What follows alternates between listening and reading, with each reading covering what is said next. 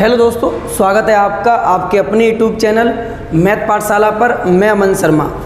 आज आपका SSC GD के लिए ये सेट नंबर जीके जीएस का 16 है। इससे पीछे मैंने जो 15 सेट आपको कवर कराए हैं उन सभी को मैंने टेलीग्राम पर दे दिया है, तो आप उनका पीडीएफ देख सकते हैं। तो चलिए हम लोग शुरुआत करते हैं आज के इस सेट का क्वेश्चन नंबर 1 के साथ। कहता है दिल्ली में स्थित जंतर मंतर का निर्माण किसके द्वारा कराया गया था। अब आपको समझना है जो जंतर मंतर था वो क्या था। तो ये एक प्रकार का वैधशाला था और इसका जो निर्माण था, आराम समझना है, जंतर मंतर का निर्माण 1724 में कब किया गया है? 1724 में जयपुर के राजा सवाई जयसिंह द्वितीय के द्वारा कराया गया था। और ये जंतर मंतर जो है वो वर्तमान समय में 5 स्थानों पर भारत में है। कहाँ कहाँ है? तो ये दिल्ली में है, जयपुर में है, मथुरा में है, बनारस में है और आपका ये उज्जैन है। तो वर्तमान समय में जंतर मंतर कितने स्थानों पर है? दिल्ली, जयपुर, मथुरा, बनारस और उज्जैन, 5 स्थानों पर जंतर मंतर का निर्माण हुआ है। आपके एग्जाम में क्वेश्चन आता है कि निम्न में से किस स्थान पर जंतर मंतर नहीं है। तो जंतर मंतर दिल्ली, जयपुर, मथुरा, बनारस, उज्जैन में 5 स्थानों पर है। और ध्यान रखना, जयपुर में किसके द्वारा कराया गया है? तो सवाई जयसिंह द्वितीय के द्वारा जंतर मंतर का निर्माण कराया गया था। बाकी शाखाओं को दिल्ली, मथुरा, बनारस, उज्जैन में भी स्थापित किया गया था। चलिए अगला क्वेश्चन देखिए। नेक्स्ट क्वेश्चन नंबर 2 कहता है स्वतंत्रता संग्राम में मदद करने के लिए लोकमान्य तिलक के द्वारा कौन सा अखबार प्रकाशित किया गया था। तो इसका नाम था केसरी। क्या नाम था? केसरी था। ध्यान सुनते रहना है। इसका जो प्रकाशन हुआ था 1881 में, 1881 में प्रकाशन हुआ है और ये बंगाली भाषा में इसका प्रकाशन हुआ था। जिस दिन इसका प्रकाशन हुआ लोकमान्य तिलक जी को गिरफ्तार कर लिया गया। ध्यान सुनना है, जिस दिन इसका प्रकाशन हुआ उसी दिन इनको गिरफ्तार कर लिया गया और गिरफ्तार करके इनको रखा कहाँ गया था? तो मांडले की जेल में। मांडले जेल में लोकमान्य जी को रखा गया। अभी बताऊंगा आपको गिरफ्तार क्यों किया गया। मांडले की जेल में रखा गया और इन्होंने यहीं पर एक पुस्तक की रचना की थी जिसका नाम था गीता रहस्यमय। गीता रहस्यमय पुस्तक। ये एग्जाम में आता है कि गीता रहस्यमय नामक जो पुस्तक है वो लोकमान्य तिलक जी के द्वारा किस जेल में लिखी गई थी? मांडले की जेल में। इनको गिरफ्तार क्यों किया गया? आराम से समझना है। तो 1878 में भारत में वर्नाकुलर प्रेस एक्ट अधिनियम आया। वर्नाकुलर प्रेस एक्ट अधिनियम आया और इसे भारतीय पत्रकारिता का मुंह बंद करने वाला अधिनियम के नाम से भी जाना जाता है। इसके चलते ये लाया कौन था? लॉर्ड लिटन। कौन लाया था? लॉर्ड लिटन इसको लेकर आया और उसी बीच में लोकमान्य तिलक जी के द्वारा केसरी का संपादन कर दिया गया और इनको गिरफ्तार कर लिया गया और गिरफ्तार करके मांडले की जेल में रखा गया और यहीं पर इन्होंने गीता रहस्यमय नामक पुस्तक का लिखा था। आगे समझो, इसको खत्म किसने किया है? तो इसको खत्म किया है लॉर्ड रिपन ने खत्म किया है। कब किया है? 1882 में। लॉर्ड रिपन को सज्जन रिपन भी कहा जाता है, ये आपको याद रखना है। तो इस प्रकार से तो लोकमान्य तिलक के द्वारा अखबार किया गया कौन सा? तो केसरी अखबार था। अब देखिए जीडी के अकॉर्डिंग जितना महत्वपूर्ण अखबार बन सकता है मैंने उनको एक ही स्थान पे लिया है। आगे बढ़िए। यहाँ देखिए, अमृत विचार मोतीलाल घोष का था, मराठा बाल गंगाधर तिलक का था, हिंदुस्तान मदन मोहन मालवीय का था, यंग इंडिया महात्मा गांधी है, उदंत मॉडर्न भारत का पहला हिंदी अखबार था, जुगल किशोर के द्वारा लाया गया, अल हिलाल मौलाना अबुल कलाम आज़ाद जी हैं, संवाद कौमुदी राजा राम मोहन राय हैं। इनको घोर के पी लेना है ना, अच्छे से इनको कवर करना है। हर एक सेट में मैं आपको एक नया क्वेश्चन लेके आता हूं जिससे आपका प्रत्येक टॉपिक जीडी का अच्छे से कवर हो पाए, ये आपको याद रखना है। ठीक है, तो इनको याद कर लोगे काम बन जाएगा। अगला देखिए, नेक्स्ट क्वेश्चन। क्वेश्चन कहता है भारत का प्रथम वायसराय कौन था। तो देखिए, भारत का प्रथम वायसराय कौन था ये सबको याद होगा क्वेश्चन, लेकिन मैंने क्यों लिया है आराम से समझना है। भारत का पहला वायसराय था लॉर्ड कैनिंग। अब आ जाइए कुछ पेपर वाली बातों के ऊपर। जरा यहाँ पर आइए, बड़े प्रेम पूर्वक एक चीज़ सुनना। देखिए क्वेश्चन कैसे कैसे एग्जाम में आते हैं। तो बंगाल का प्रथम गवर्नर कौन था, ध्यान रखना है। तो ये था आपका लॉर्ड क्लाइव। कौन था? Lord Clive. आगे, बंगाल का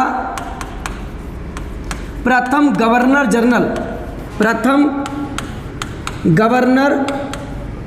और जनरल कौन था? तो ये था वारेन हेस्टिंग। कौन था? Warren Hasting. ठीक है, यहाँ तो बात क्लियर है। आगे, भारत का प्रथम गवर्नर जनरल कौन था भारत का? तो लॉर्ड विलियम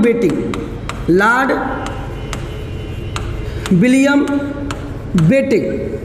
ठीक है, आगे आइए, भारत का प्रथम वायसराय कौन था? वायसराय, तो ये था लॉर्ड कैनिंग। आराम से कुछ और समझाऊंगा आपको। प्रथम भारतीय वायसराय,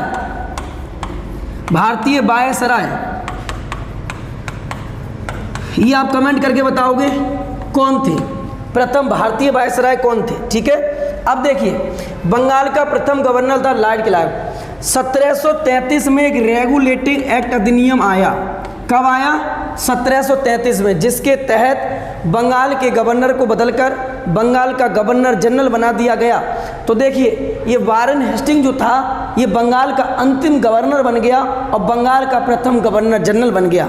बात क्लियर? आगे आइए, भारत का प्रथम 1833 में एक अधिनियम आया, जिसके तहत बंगाल के गवर्नर जनरल को बदलकर भारत का गवर्नर जनरल बना दिया गया।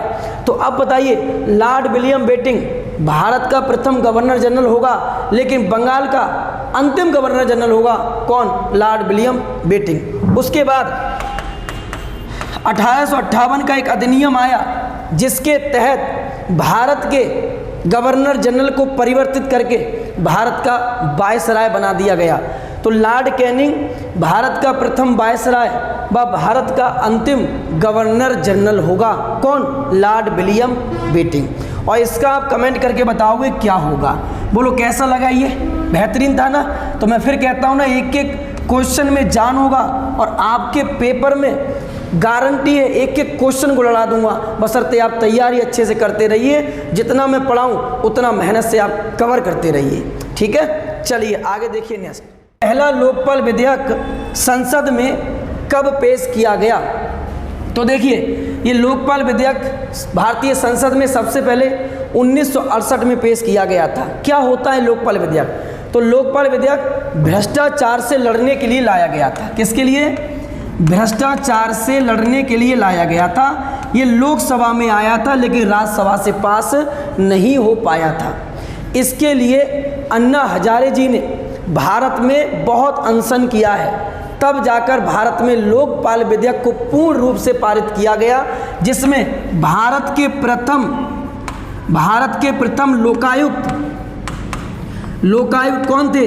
तो ये थे पीसी घोष, पिनाकी चंद्र घोष। कौन थे? पीसी घोष, पिनाकी चंद्र घोष जी थे। बोलो बात क्लियर हो गई। एक और याद रखना, 1986 में संसद में पर्यावरण संरक्षण अधिनियम आया। पर्यावरण संरक्षण अधिनियम ये कब आया संसद में? तो 1986 में आया। बोलो बात क्लियर हो गई यहाँ तक? ठीक है, अगला क्वेश्चन देखिए। नेक्स्ट क्वेश्चन कहता है, चिपासा का पठार किस देश में स्थित है? हमेशा याद रखना, एक पठार हो गया, जनजाति, लोक नृत्य दिवस, ये आज उठ पटांग आते हैं पेपर में, तो वैसा ही लेके आऊँगा जो प्रीवियस जीडी ने पूछा है, उससे संबंधित कुछ बातें भी आपको बताऊँगा। तो देखिए, चिपासा का जो पठार है ये अभी वर्तमान समय में कहाँ स्थित है? तो चिपासा का पठार मैक्सिको में स्थित है। और मैक्सिको में एक खान है, याद रखना है, चिहुआ की खान है। और आप कमेंट करके बताओगे ये खान किस लिए प्रसिद्ध है? चिहुआ की जो खान है मैक्सिको के अंदर है, ये किस लिए प्रसिद्ध है? आप कमेंट में बताना। अब देखिए आगे समझिए, कुछ पठार देख लीजिए, जैसे अनातोलिया का पठार कहाँ स्थित है? तो ये अनातोलिया है तुर्की में। तकला मकान कहाँ है? चीन में। मंगोलिया का पठार चीन में है। पोतावर का पठार पाकिस्तान में है। और पेंटागोनिया का पठार कहाँ पर है? अर्जेंटीना में स्थित है। बोलो बात क्लियर होगी यहाँ तक? चलिए अगला देखिए नेक्स्ट। यहाँ आइए, भारतीय क्षेत्र का सुदूर दक्षिण बिंदु कहाँ स्थित है? सबको पता है अंडमान निकोबार द्वीप समूह में स्थित है। तो मैंने आपको यहाँ पर कुछ लिया है, ये कहाँ स्थित है? तो ग्रेट निकोबार में स्थित है। कहाँ स्थित है? ग्रेट निकोबार में। ये आपके पास मैप है और इस मैप में भारत की मुख्य भूमि का दक्षिणतम बिंदु यहाँ पर है और भारत का दक्षिणतम बिंदु यहाँ पर है। 6.4 अक्षांशीय देशांतरीय विस्तार पर है, 6.4 पर है, ध्यान रखना है। और भूमध्य रेखा से 876 किलोमीटर दूर है क्या? भारत का दक्षिणतम बिंदु। अगर मुख्य भूमि का पूछेगा तो यहाँ है। भारत का उत्तरी बिंदु इंदिरा कौल है, पूर्वी बिंदु बलांगू है, ठीक है। पश्चिमी बिंदु गहीर माथा है। भारत का पश्चिमी बिंदु गहीर माथा है। भारत की उत्तर से दक्षिण की लंबाई 32-14 है। पूरब से पश्चिम की लंबाई 29-33 है। भारत का अक्षांशीय विस्तार 37.6 से लेकर 8.4 तक है। उस पूर्वी और देशांतरीय विस्तार कितना है? 97.25 से लेकर 68.7 है। याद रखोगे इतनी बात, 97.25 68.7, 97.25 68.7, 37.6 8.4, 37.6 8.4, 37.6 8.4। उत्तर दक्षिण 32-14, पूरा पश्चिम 29-33 आपकी लंबाई हो जाएगी। तो इतना याद रखना है। भारत की समुद्र तट की लंबाई 75-16 है और मुख्य भूमि के तटीय भाग की लंबाई 6200 किलोमीटर है। तो इतना आपको याद रखना है, इस वेरी इंपॉर्टेंट हो जाएगा आपके एग्जाम के अनुसार। चलिए अगला क्वेश्चन देखिए। भारत में 1972 में परिचालन आरंभ करने वाली बोकारो प्लांट की स्थापना किस देश के सहयोग से की गई थी? आराम समझो। भारत में दूसरी पंचवर्षीय योजना में उद्योग को बढ़ावा दिया गया था, जिसके तहत भारत में अनेकों स्टील प्लांटों की स्थापना हुई है। लेकिन बोकारो की स्थापना दूसरी में नहीं हुई थी, ये आपको याद रखना है। ये तीसरी में स्थापित किया गया था।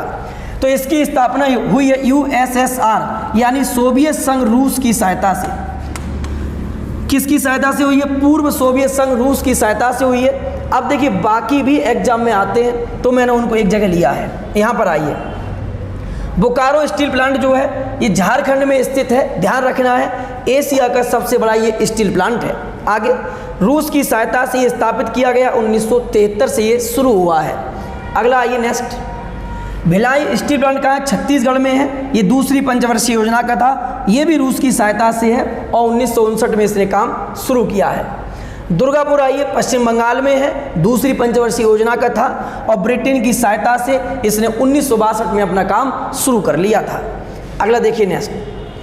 राउरकेला स्टील प्लांट कहाँ पर है? तो ये उड़ीसा में है, दूसरी पंचवर्षीय योजना का है ये भी, और जर्मनी की सहायता से 1959 में इसने अपना काम शुरू किया है। तो इनको अच्छे से कवर रखना है, दूसरी पंचवर्षीय योजना का जितना भी है, ठीक है।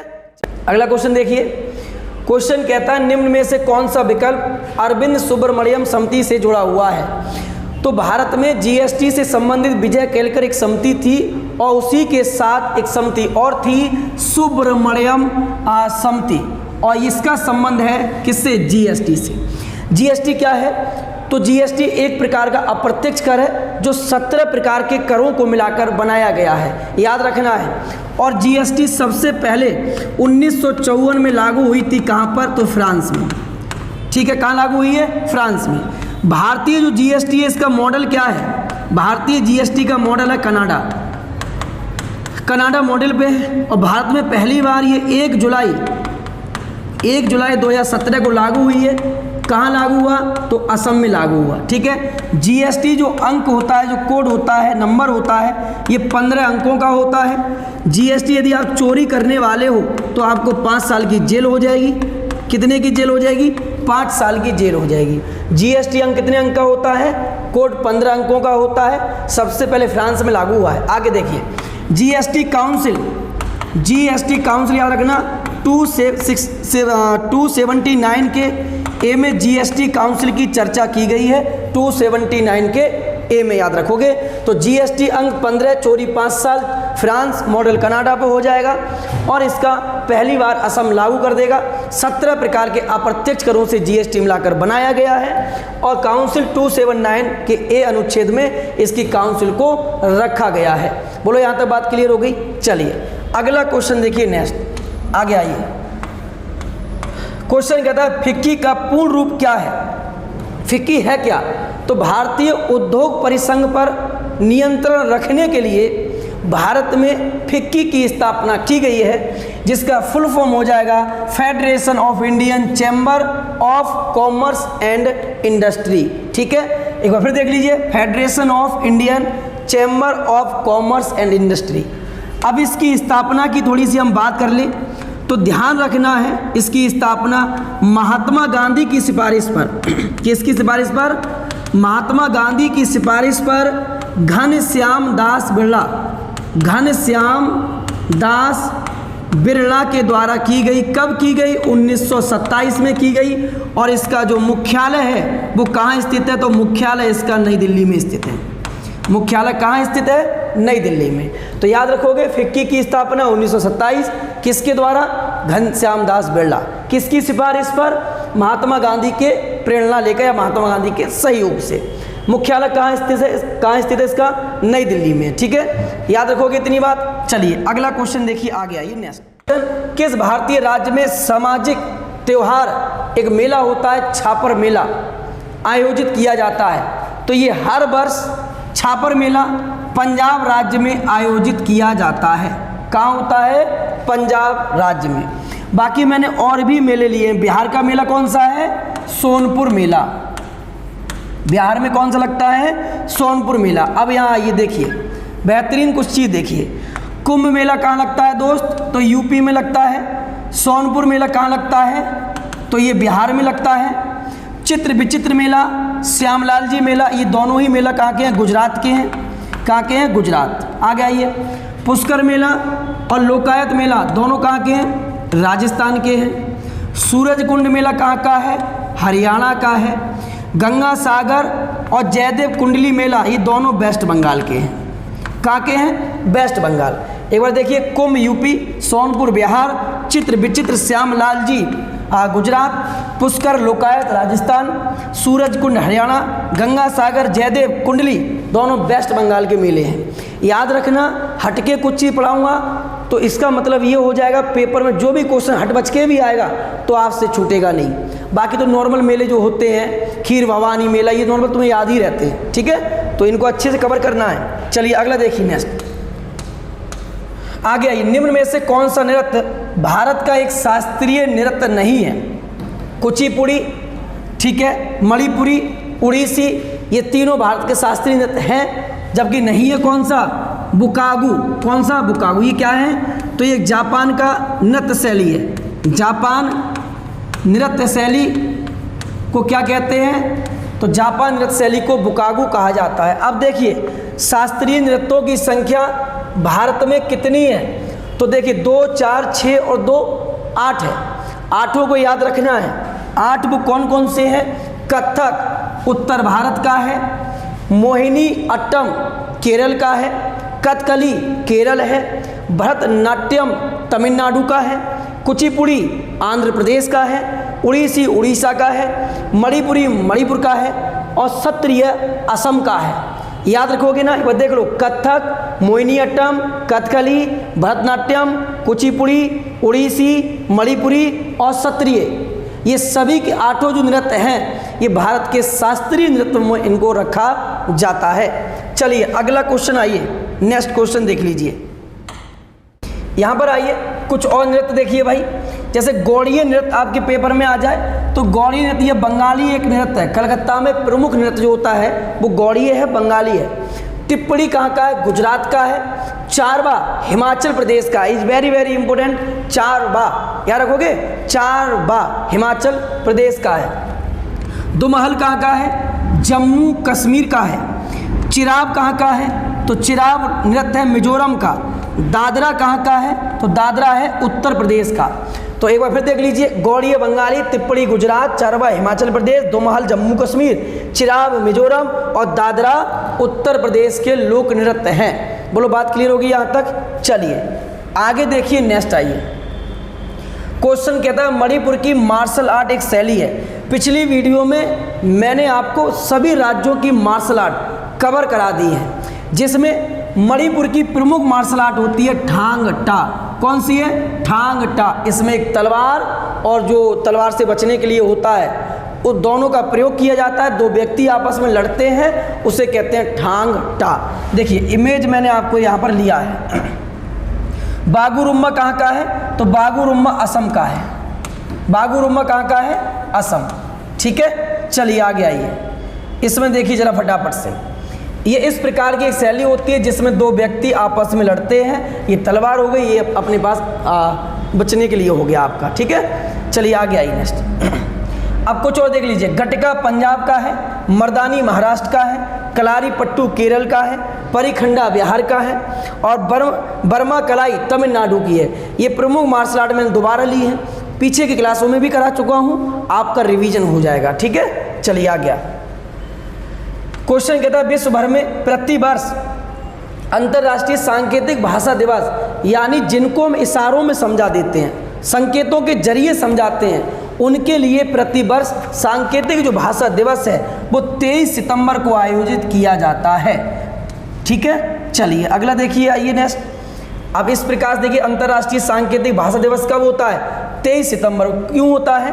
इन दिनों को बाधिर लोगों को मानव अधिकार का पूर्ण प्राप्ति में सांकेतिक भाषा का महत्व के बारे में जागरूकता बढ़ावा के लिए ये दिवस का आयोजन किया जाता है। कब किया जाता है? 23 सितंबर को किया जाता है। आगे आओ। अब देखो, 5 सितंबर को शिक्षक दिवस होता है, 8 सितंबर को अंतर्राष्ट्रीय साक्षरता दिवस होता है, 14 को हिंदी दिवस होता है, 15 सितंबर को इंजीनियर डे होता है। ठीक है, 27 सितंबर को विश्व पर्यटन दिवस होता है। और वहीं आप मुझे कमेंट करोगे कि 25 जनवरी को क्या होता है। कमेंट करके बताओगे 25 जनवरी को क्या होता है। ठीक है, अगला क्वेश्चन देखिए नेक्स्ट। यहाँ सतीश धावन अंतरिक्ष केंद्र स्थित है कहाँ पर? तो सतीश धावन अंतरिक्ष केंद्र जो स्थित है, ये आपका आंध्र प्रदेश के श्रीहरिकोटा में स्थित है। कहाँ स्थित है? श्रीहरिकोटा में स्थित है। इसकी स्थापना 1971 में की गई है। आपको याद रखना है सतीश धावन अंतरिक्ष केंद्र। अच्छा, एक क्वेश्चन और आता है पेपर में। इसरो का उपग्रह प्रक्षेपण केंद्र, उपग्रह प्रक्षेपण केंद्र ये कहाँ स्थित है? तो बेंगलुरु में स्थित है। कहाँ स्थित है? बेंगलुरु में। याद रखोगे इतनी बात। चलिए अगला क्वेश्चन देखिए नेक्स्ट। क्वेश्चन कहता है निम्न में युग में से किन भौतिक राशियों की विमा समान सूत्र नहीं बनाती हैं? तो चेक कर ले। आइए देखिए, बल बराबर क्या होता है? तो बल बराबर होता है द्रव्यमान गुणे त्वरण। द्रव्यमान गुणे त्वरण। इसलिए इसका मात्रक क्या बन जाता है भैया? तो बल का जो मात्रक होता है, आराम से याद रखना है, बल का मात्रक होता है किलोग्राम मीटर प्रति सेकंड स्क्वायर। ठीक है, किलोग्राम द्रव्यमान का हो गया, त्वरण का मीटर पर सेकंड स्क्वायर हो गया। दाब बराबर होता है बल बट्टा क्षेत्रफल। बल बट्टा क्षेत्रफल। अब बल का मात्रक यहाँ से निकाल ही लिया आपने। क्या निकाला? किलोग्राम मीटर प्रति सेकंड स्क्वायर।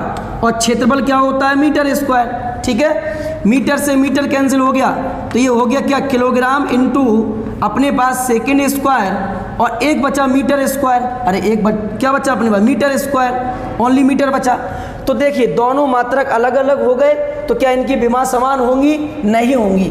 तो बल की और दाब की विमा आपस में समान नहीं होती हैं। अब याद रखो, अगर इसकी विमा निकालनी हो तो क्या होगी? एम एल टी माइनस 2 होगी। M L T minus 2। और इसकी विमा क्या होगी? किलोग्राम की क्या होती है? एम होती है। और ये देखो क्या हो जाएगा? एम, ये टी माइनस 2 हो जाएगा। और ये मीटर की लेंथ होती है तो -1 हो जाएगा।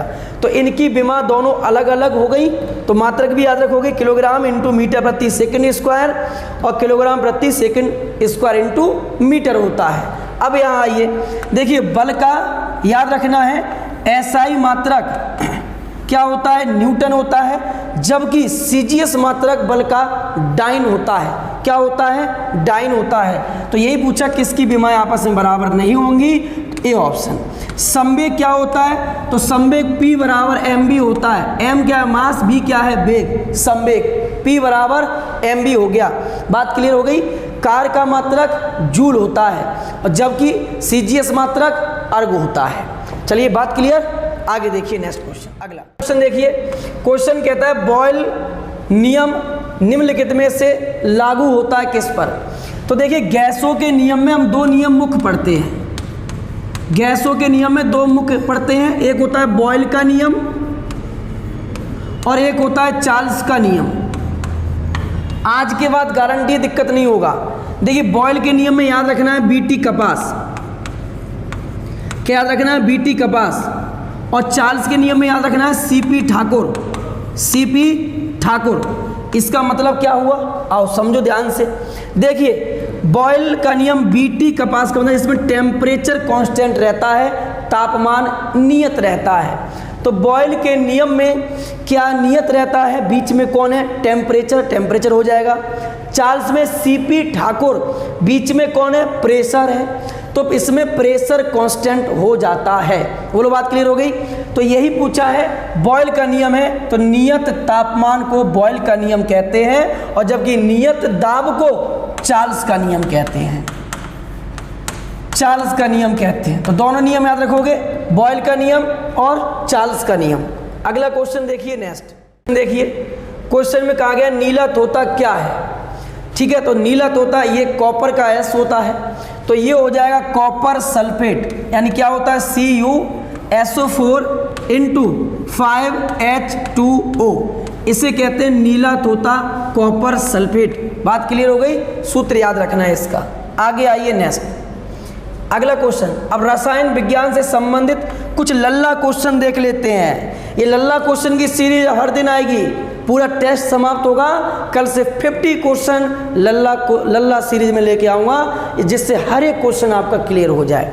अब देखो मानव शरीर में सर्वाधिक पाई जाने वाला धातु कौन सा होता है, कैल्शियम होता है। कौन सा होता है, कैल्शियम। मानव शरीर में सबसे कम पाया जाता है तत्व मैग्नीज होता है। कौन सा होता है, मैग्नीज। आधुनिक आवर्त सारणी का जनक किसे कहते हैं, मोजले को कहते हैं। किसे कहते हैं, मोजले को। सोने को कठोर बनाने के लिए उसमें क्या मिलाया जाता है, तो उसमें तांबा मिलाया जाता है। क्या मिलाया जाता है, तांबा। याद रखोगे, सोने को कठोर बनाने के लिए उसमें तांबा मिला दिया जाता है। आगे आइए नेक्स्ट देखिए। तो तांबा का दुश्मन किसे कहते हैं, तो सल्फर को कहते हैं। तांबा और सल्फर एक दूसरे के शत्रु कहलाते हैं, ठीक है। प्रथम विश्व युद्ध की गैस सल्फर डाई क्लोराइड है। प्रथम विश्व युद्ध की गैस कौन सी है, सल्फर डाई क्लोराइड है। आगे अति मुलायम खनिज कौन सा है, मैग्नीशियम सिलिकेट। अति मुलायम खनिज कौन सा होता है, मैग्नीशियम सिलिकेट। सबसे प्रबल अम्ल कौन सा है, हाइड्रोफ्लोरिक अम्ल। और कांच पर लिखने में इसी का प्रयोग होता है, कांच पर लिखने में इसी का प्रयोग होता है। तो सबसे प्रबल अम्ल कौन सा होता है, हाइड्रोफ्लोरिक अम्ल होता है। सबसे प्रबल क्षार सोडियम हाइड्रा ऑक्साइड होता है, NaOH होता है। चूहा मार दवाई क्या होती है, जिंक फास्फाइड होती है। चूहा मार दवाई जिंक फास्फाइड। तो इस प्रकार से ये हो गया आज का क्लास समाप्त। बताइए कमेंट करके कैसा लगा। और आगे से मैं आपको एक लल्ला सीरीज लेके आऊँगा, यानी जब भी सेट समाप्त होगा उसके 10 मिनट बाद 50 क्वेश्चन, टॉप 50 क्वेश्चन मैं आपको कराऊँगा। तो आप बने रहिए मेरे साथ। मेरा आपसे वादा है कि जीएस का एक भी क्वेश्चन आपका एसएससी जीडी में नहीं छूटेगा, ये आपको याद रखना है, ठीक है। और एक एक करके टॉपिक बाई टॉपिक, हर एक टॉपिक से, हर एक सब्जेक्ट से बारी बारी से मैं क्वेश्चन लेके आता हूँ, जिससे कोई भी टॉपिक का एक भी क्वेश्चन छूटने ना पाए। तो चलिए मिलते हैं आपसे नेक्स्ट क्लास में। तब तक के लिए थैंक यू, धन्यवाद, ख्याल रखें।